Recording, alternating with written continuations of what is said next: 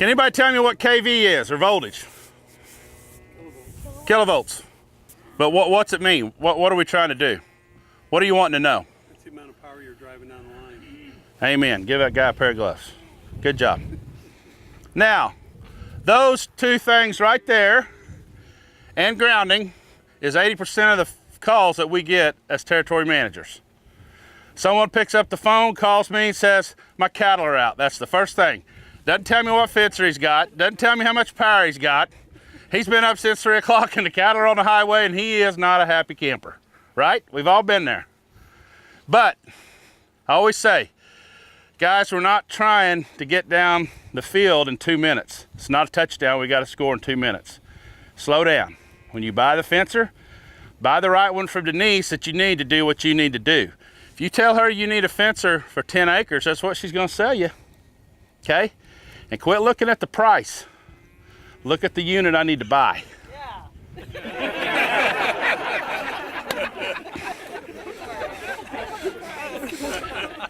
I had to do that for her because God knows she gets that question a lot. Walks in, I got to buy something for 130 bucks. Well, no you don't, if it's not what you're going to do. If all I'm going to do is put a fence around 30 round bells, S10 will do that with probably some polywire. Because this guy right here has done more with polywire than anybody in the whole country. Okay? But he knows what it can and can't do, right? 6 wires, it's polywire, it's polyurethane. It's not going to carry voltage a long distance. Okay? It's going to do short jobs, 5-acre jobs, keeps cattle out of a creek line. Okay? Those are the things it can do. Polywire. Everybody sells it. Okay? What's its problem?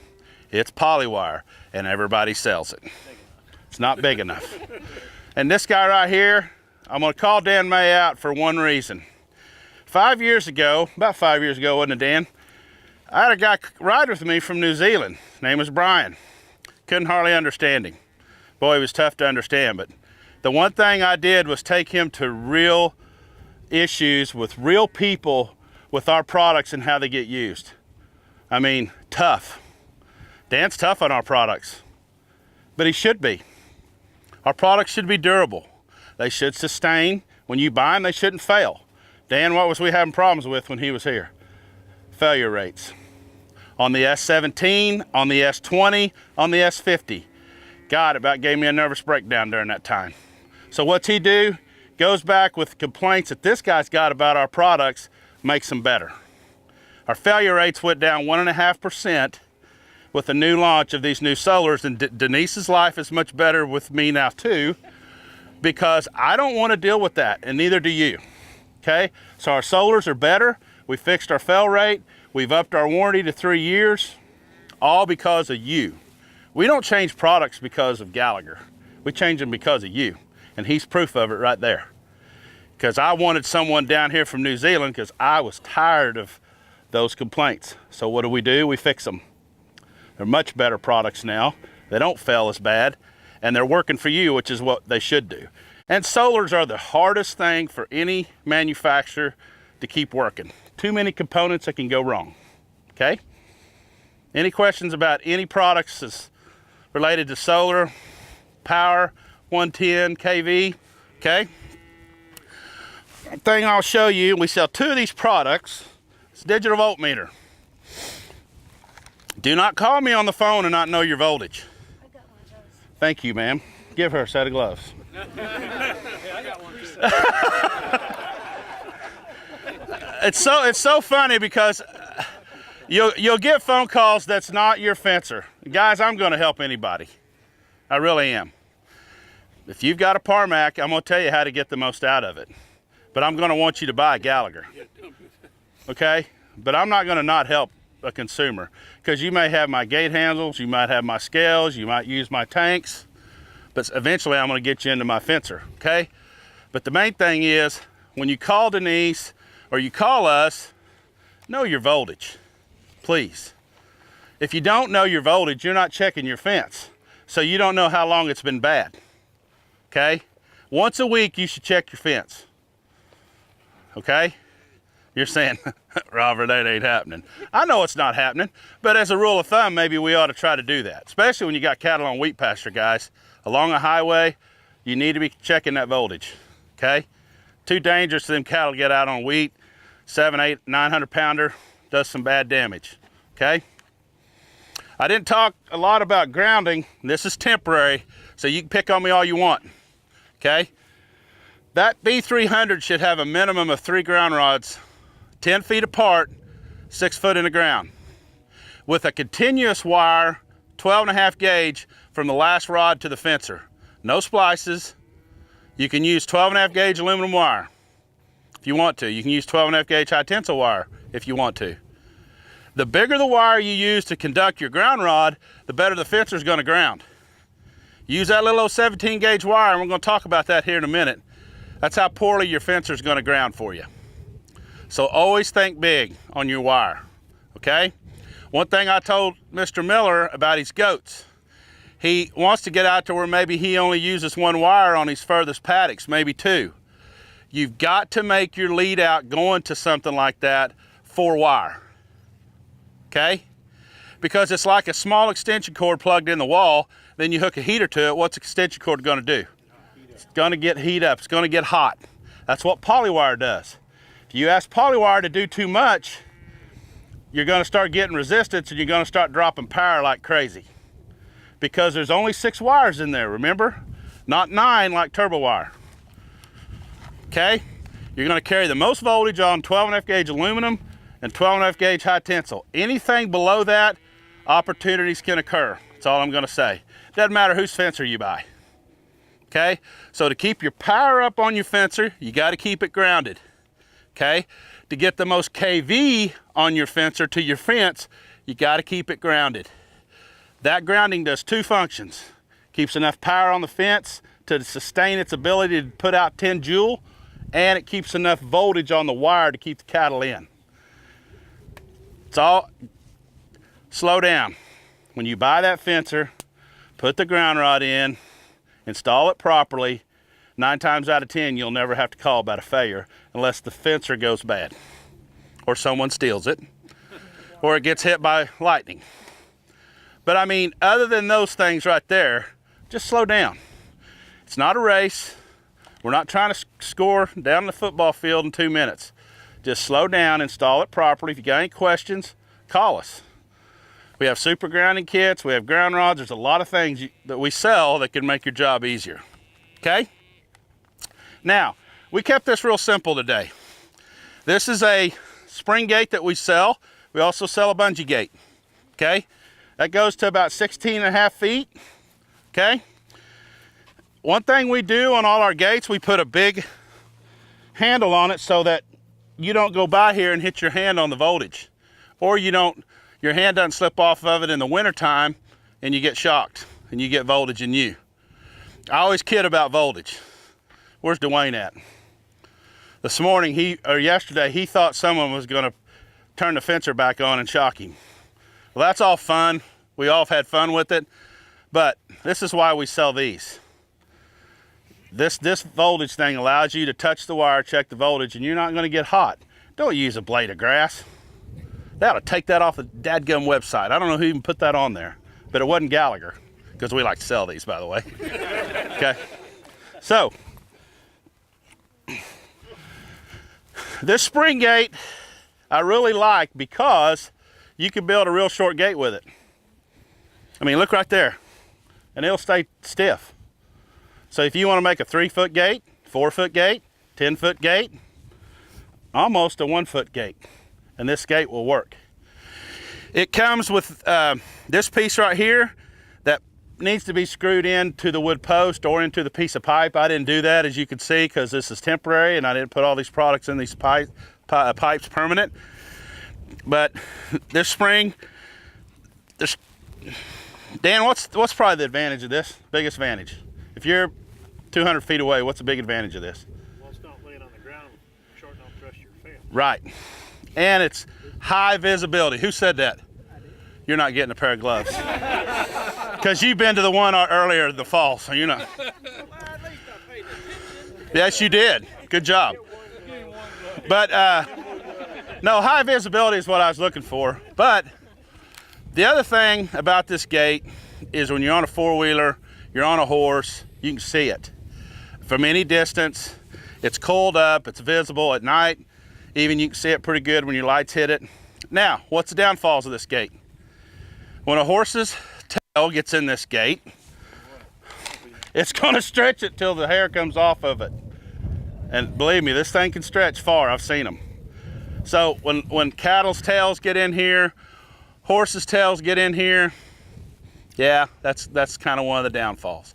We sell a product, and I didn't show it because we don't have the time. We sell a Bungie Gate. Looks just like a bungee cord.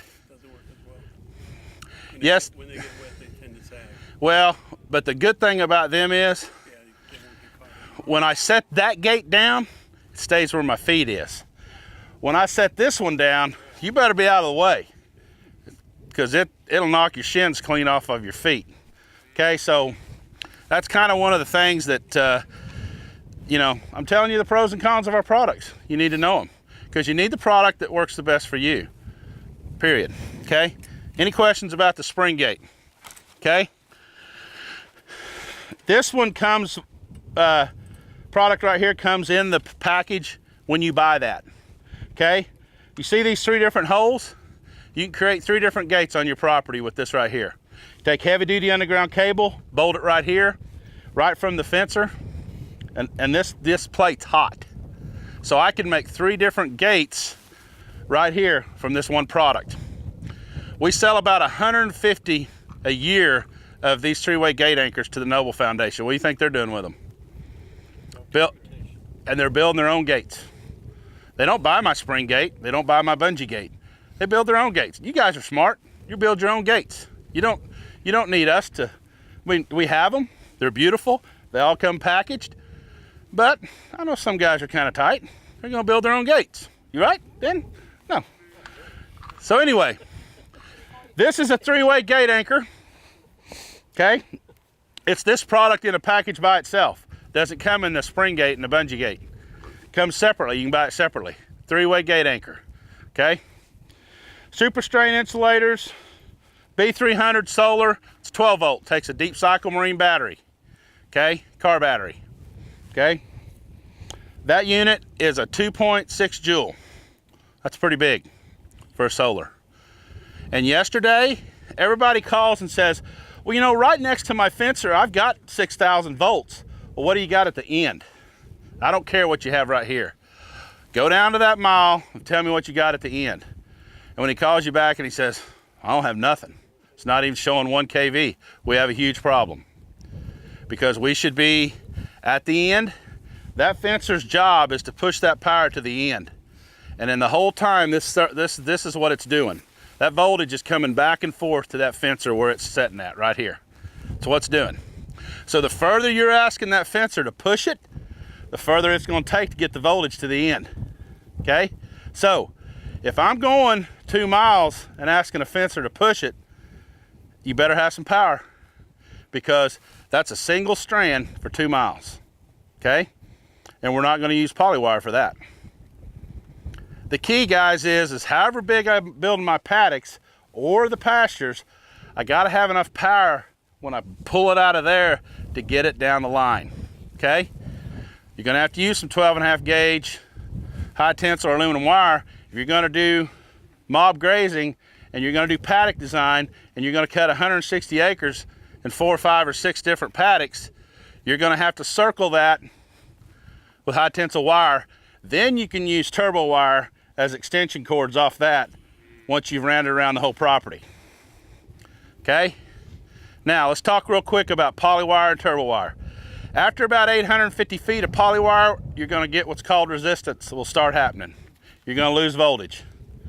That's as far as polywire's life's going to let you get. You say, well, Robert, you sell them 1,312 feet. That's because you buy it.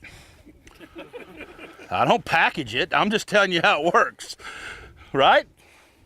I mean, we don't need a bonus size of fries from McDonald's, but we usually order them. At least I do. So, but the point I'm trying to get is, turbo wire is going to have 9 strands in it. It's 40% more conductive than poly. 40% more conductive than poly. That's the only thing you need to remember. So if I buy turbo wire, I already know I can take it a further distance. Okay? Same goes with high tensile wire.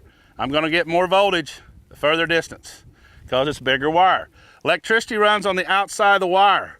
All these big boys with the big tires, OG&E, co-ops, electricity, that electricity's running on the outside of that wire. So it doesn't matter how big that wire is, I'm losing voltage. And they are too. Now, do not hook your fencer to a grounding system for OG&E. Because if there's ever a surge and you ever lose power at your house or there's an ice storm, when they can't regulate that power when they turn it on. And if you're on their ground rod, you just lost your fencer. And it happens all the time because we kind of get lazy. Hey, there's a grounding right there. Ain't nobody looking, are they? But it's theirs, it's not ours. So create your own grounding field, okay? Because when you do hook on there and there is an ice storm, you're gonna lose your fencer. And it's not under warranty for that, even though we probably fix it. Because we do fix a lot of lightning strikes. We do a lot of warranty work. Denise is evident of that, okay? Any questions so far about anything? I have two. Yes, ma'am. We've always had issues with our solar with the battery just because we have so many cloudy days. Yes, ma'am. And then also we have to dump a lot of water on the grounding rods. Yes, ma'am. So I don't know if... Where do you live? At Chelsea. Okay. Okay. Water on ground rods. It's a good idea, but it's not going to fix your problem long term. Rain is obviously I love life when it rains. No phone calls. Grounding's working fine. The only reason we're getting 8.4 joules on this wire right now is because this ground's wet. If this was August, I would have had to definitely drive some ground rods to do this experiment today, okay? But at the end of this run, we had 8.3, 8.4 voltage on the end of this run over the hill and down to there yesterday, okay? Her question about putting water on ground rods, I'd recommend running a hot-cold system. Yeah, anybody know what that is? No, you can't answer this. That's not fair. Yeah, but what do you do after you do that? What's the main component you got to do after you run a hot cold that gets you the most benefit? Use it, tie it all back to your ground field. You're going to get a pair of gloves though, because I kind of tricked you. But you can also ground down yes, sir. individually down there. Yes, you can. Yes. Where it's real dry, North and South Dakota, guys, we have to run a hot cold system, period. You don't even get an option up there because it's so rocky, it's so terrain that running a hot cold system allows me to come back to my ground field with my ground wire no matter how far I'm running it. So it's called completing the circuit. So Let me get some brochures. yes, a hot and cold system is I got three hot wires and one ground. So if I got 4 wires, I'm using one as a ground wire. Okay, and you can pick that any place you want to. I recommend you pick it in the middle. So when cattle come up, stick their head through the 2 wires, they're gonna get shocked because they're touching the ground at the hot at the same time. And that goes back to your grounding field where your energizer is. But to his point, if I have 240 acres and I want to hot wire it all, I can put ground rods all over that 240 acres. As long as I'm hooked to the ground wire that's completing the circuit back to where my unit is. Does everybody understand that step? Yes. Try to do it without doing that, it's not going to work. Correct. I get phone calls that says, I did what you said, Robert, and it ain't working. No, you missed a step. Just because you made it ground out there, you have to make it ground where your energizer is. You have to complete the circuit. Guys, that's the best fence to build there is. I'm telling you. Because it doesn't matter how dry it gets in August, I can put the voltage in them right there at that fence if it's 2 miles from the energizer. Follow me? When they stick their head through there and I've completed that circuit, hot, cold, it's over. You're not calling me saying it's August, it's 105, we ain't had no rain in 30 days. Guys, I know it ain't raining 30 days too. But only thing I can help you with then is running a hot cold system. Because this single wire right here, those calves that's 250 pounds, when we don't have any grounding in August and it's dry like this rock and they go underneath there, we're not getting any voltage in them. Well, how are we doing that, Robert? We got 6,000 volts, but you ain't got no grounding. Doesn't matter how much voltage you got if you can't ground them. If you can't ground them, doesn't matter what this KV reading is. Doesn't matter. It could be 9,000. If we're not grounding them, we're not getting it in the animal. Is there such a thing as, instead of that rod there, that those three would be the same material but pipe, so we could pour water in the pipe? No, but we sell a product that's we had it yesterday, and it's in my, yeah, it's at the booth. It's a super grounding kit. And anybody that's familiar with fertilizer, where's my NRCS guys? It's got bentonite in it.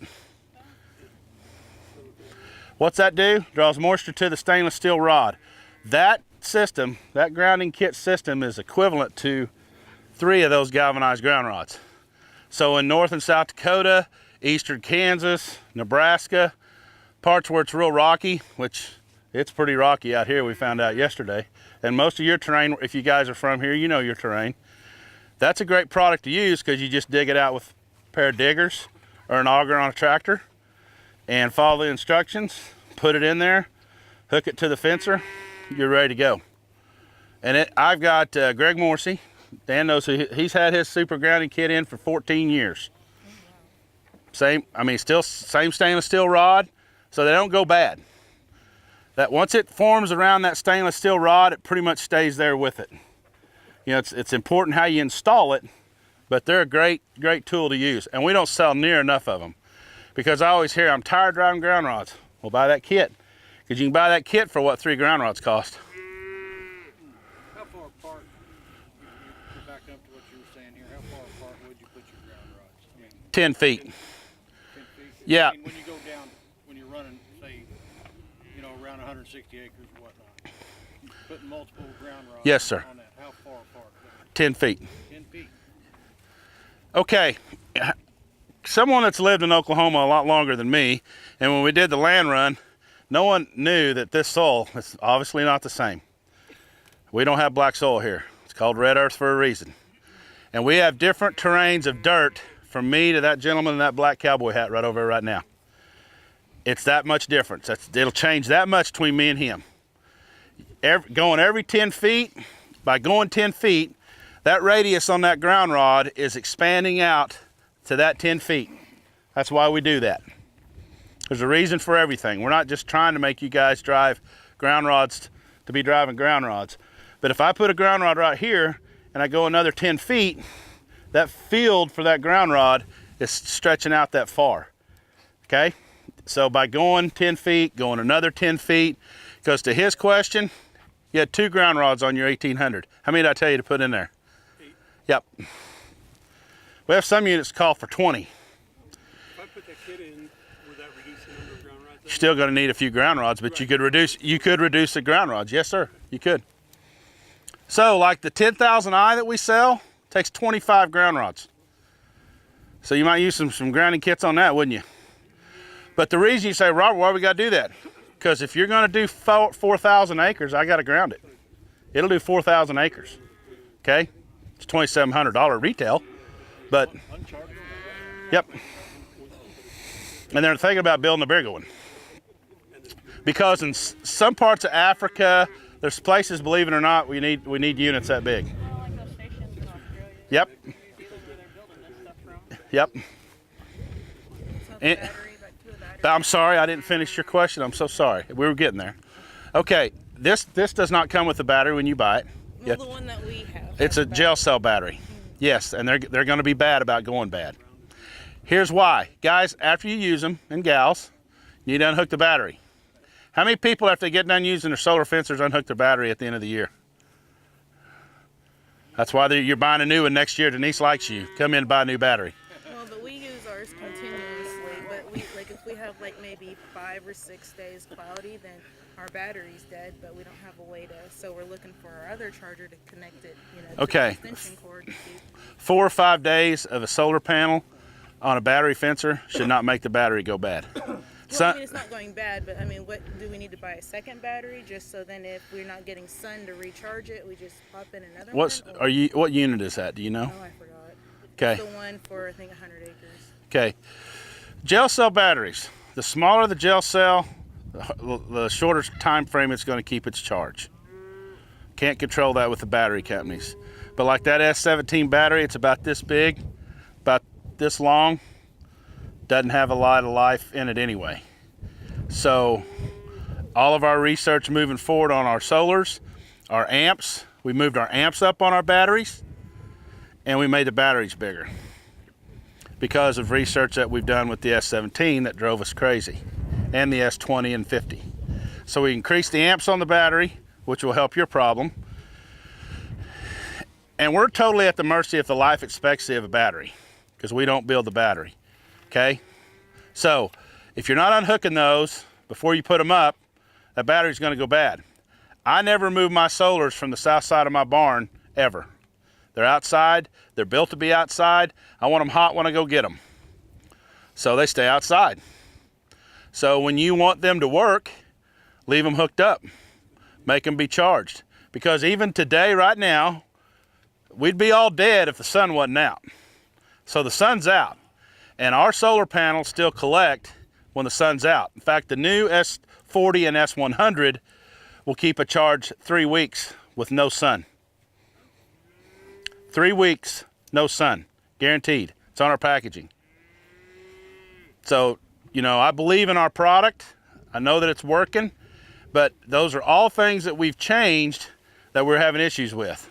To what she's talking about on the gel cell battery and being able to make sure that we have enough power when there's no sun.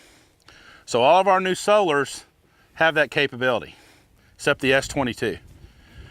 All the rest of them have that capability. Yes, ma'am. Where's that when you never turn it off? It's used year round, 24/7. Are you having problems with your battery? No, That's great. then it's okay, right? Yes, ma'am. Eventually it'll just wear out. Yeah. Could I just buy that new battery and use it with the one that we have now, or do I have to buy a whole new system? Because we just got ours, like maybe not even 6 months. Buy a new battery. Okay. Now, to follow up with another part of her question. Every time you guys go buy a fencer, you need it then, right? You didn't buy it unless you're going to use it today or tomorrow, right? And then you put it up and you call and say, this thing ain't no good. Look how slow it's beep. Look at that light. It's just barely coming on. That's because that battery's never been charged. 3 days you need to charge that battery before you ever hook it up to the fence. I'm telling you that knowing you're not going to do it. So I've got it off my chest, and Denise has heard me say it. Because no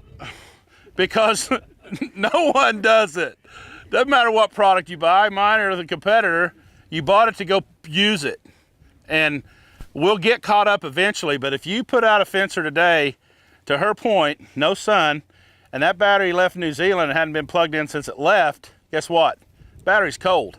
It's not bad, just needs charged, okay? So when you buy that solar fencer, and I'm gonna protect the whole industry right now, you buy anybody's solar and you're not charging it for 3 days, you're doing yourself an injustice. It's not the product's fault, it's your fault. But no one does it.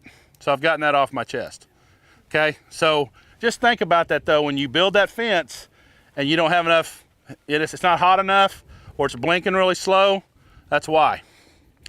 Now, 2 features we changed on the 40 and the S100. You can put them to a wildlife setting at night. That's why it's crucial that you charge them for 3 days before you use those 2 fencers, because you can keep that voltage the same power and at the same pulse rate at night that you do during the day. Solars on the market automatically go to half power at night because that's how they're designed. No industry guy is going to tell you that but Gallagher. That's fact. That happens. Except for the S40 and the S100, you can determine that. Just like this B100 has that feature. You can put it to half power or full power, and it'll stay at full power at night because you're telling it to. The 40 and S100 have that feature too. It's a great feature. It just says wildlife, but it's basically telling the public you can take it to full power at nighttime. So if we got a new set of cattle that we're turning out, we want to keep them in. So you set that to that wildlife setting at night, it's going to pulse as it is during the day. Much faster, quicker, and get more power down the line at a rate that's the same during the day. Okay, it's a huge feature that we changed. I'm very proud that we did because we had a lot of issues with that. Okay? Yes. Gallagher got coming down the road or that you have out now for monitoring your fence. And one of your competitors, SafeX, actually has one that's a little light and clip onto the fence, which is really great because you can see it a long ways away if your fence is. Yeah, and Gallagher coming up with. theirs, unless they've changed, SafeX, my kind, loving competitor, has one that you have to put the battery in when you put it on your fence. Yeah. Ours runs off the pulse of the fencer. It's called a live fence indicator. Most people are saying, well, what do they even do? They blink, and you can see it from 1,500 feet. It's an LED light. Tells you when the fencer's on. That's all it does. But it pulses as a fencer pulses. So when you drive by at night, or you just want to look out your kitchen window and make sure your calves are still in that you just weaned, as long as you see that light. My wife loves that light. I do too. Women really love that light because they can chew on us when it ain't blinking, right? Right? I'm gone a lot. I get those. Dan knows my wife. The other beautiful thing about that live fence indicator, the other thing it does that we haven't even really talked about is it drops, once it gets to 2,700 volts and below, you're not going to see that light on anymore. So the other competitor don't do that. Okay, so when you're seeing it every day blinking, and where I really like them is along wheat fields. We sell a lot of those in up where there's corn stalks and milo stalks, and believe it or not, the state troopers like them too, because they know that there's cattle out and they see that light on, they're probably not calling that farmer because he's probably doesn't have a voltage problem. So it's been an educational thing that actually we've been going over with the highway patrolman in other states. It's a great featured product. The only downfall to ours is you got to be at least 1 joule to make that LFI work. It don't work on a little small fencer, so it's got to be 1 joule and bigger. And y'all all buy bigger than anyway, so don't have to worry about that. But it has to be 1 joule and bigger. So the little S10s, S16s, S20s, S40s, those live fence indicators won't work on that. Got to be 1 joule. So just buy the S100 and you got it all taken care of, right?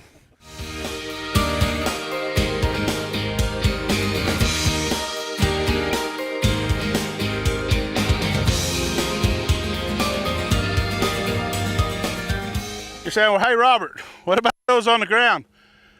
They're not hot. The way this is designed, the two always on the ground are shorted out. But these are hot. You don't ever want a tumble wheel system in with cattle without any voltage on it, or this will look like an aluminum can when they get done with it. You can go any direction with these you want to go. And put like 2 handles on each end at each portion you want to section off, and then that way you can walk it in square rectangles, you know, from one station to the next station and bring the next fence to the first station. No, sir. Okay, one thing I forgot to, you brought up a good point. One thing I forgot to say earlier is just about every fencer now sold in the market's low impedance. Low impedance allows 2 things to happen. One, I can touch it and get away from it. And it's not going to kill me because we're a low impedance voltage. We're not an amp driven voltage. Okay? The other thing about low impedance is it allows me to use polyurethane and it won't melt it. If you make a homemade device, which is not safe by the way, and you make it out of 110 direct, it will melt polyurethane. Anything that's continuous current, like some of the old international fencers were 50 years ago, you couldn't use polyurethane on them because they weren't low impedance. You don't need a continuous current, not when we can put out 8,000 volts on a fence. There's no reason to have anything that's continuous current anymore. So low impedance, just about the whole market's that way now. Safe, plus it allows you to get away and the animal, and it doesn't melt the product. Okay, good question to bring up, by the way. And we do not start fires.